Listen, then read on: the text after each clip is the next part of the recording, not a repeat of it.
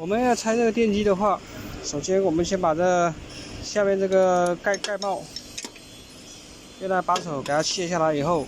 然后再用 M8 的那内六角把这里面整个螺栓给它取起来。取起来以后，这电机相当于就是空掉了。然后还有这下面这个杆下来这里中间有这个盖帽，这用19的扳手，用19的扳手给它退掉。退掉以后的话，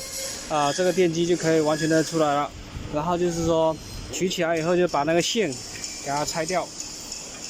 然后另外一个的话，就是我们这个杆是通用的，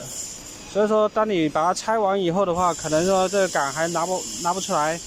到时候的话就用那个螺丝把这里给它卸掉，4颗，一共有4颗螺丝，把这4颗螺丝卸掉以后，把这个杆抽出来再装到新的电机上面。